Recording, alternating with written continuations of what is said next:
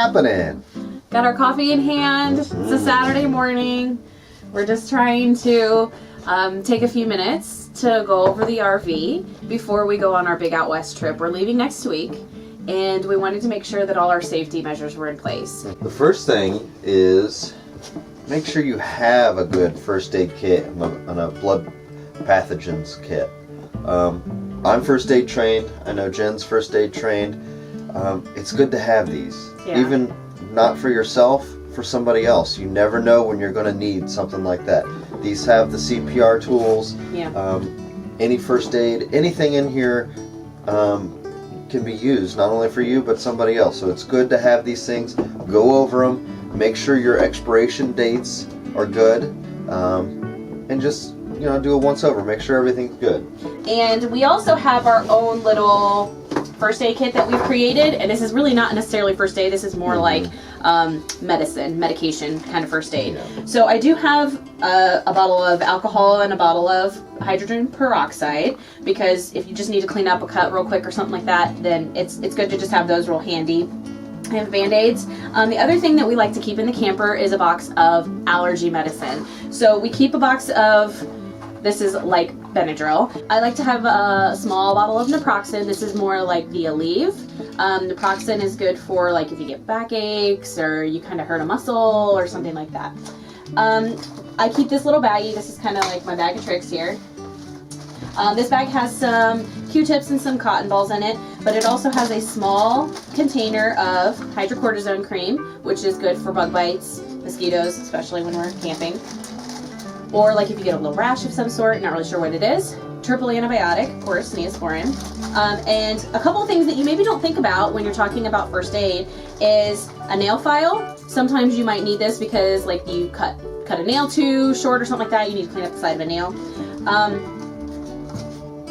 Blistex. So this is SPF Blistex. So it's good like when we can't find ours or whatever to kind of have those in there. And then these two tools, again, maybe not something you think about regularly when it comes to first aid, but a pair of nail clippers, because you never know when you're going to need to clip a little bit of skin back or a nail back, and a pair of tweezers. We have gotten so many splinters being outside, walking around barefoot, things like that. So you want to have those tools to help you. Thorns and bushes, and you never know going on a hike. Yeah. 2 small bottles of cold medicine. So this is just cough and cold. So you get a cough from the campfire and you need a little medicine to help you sleep. We've got daytime and nighttime.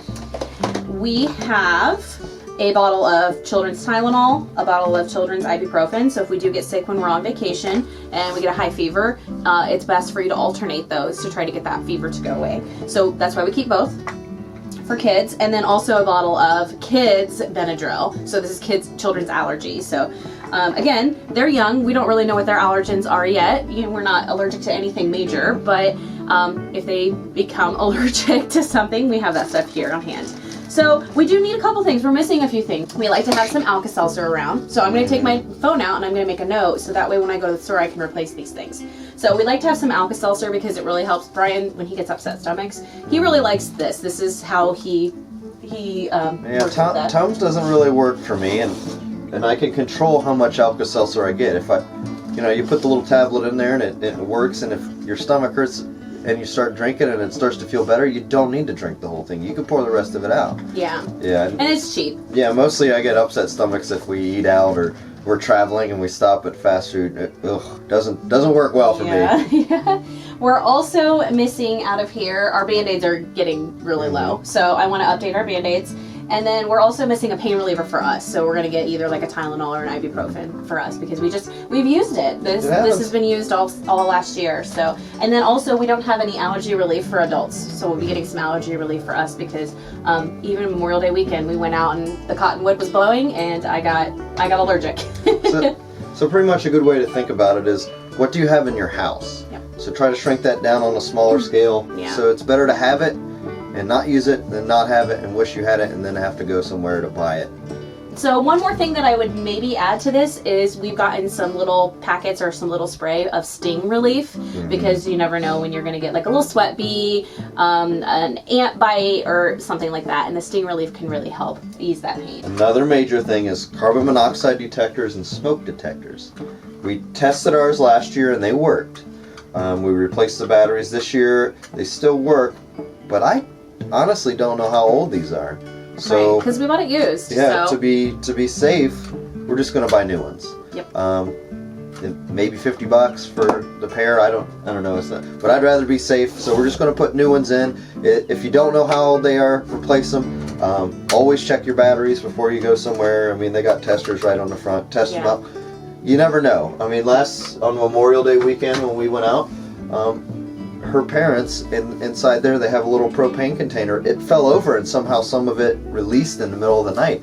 Their detector went off, and they weren't sure. They didn't know where it was coming from until the next day when they went in their compartment and found that their little propane tank had fallen over, and somehow the little release valve was open or loose or something, and some of the propane leaked out. I mean, they wouldn't have known.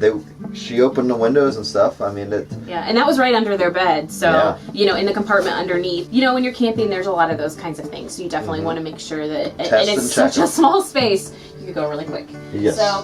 So yeah, we're gonna make sure that we get those. I got the wrong thing at the store, so we have that on our list to get at the store when we go. Make sure that all your windows work, especially those emergency exit windows, because again, you just never know when there's going to be an issue. And if you're like us, where we're at the front of the camper and the kids are at the back of the camper, the kids need to be able to know, especially like Paige, who's a little bit older and can handle it. She needs to be able to know how to open that window and be able to escape if she needed to. And she's in kindergarten. Well, she just finished kindergarten, so she went through our safety town. So they talked a lot about that. So she's all about like, hey, it's been 6 months. We need to check our smoke detectors. So, which is good. It keeps us safe too.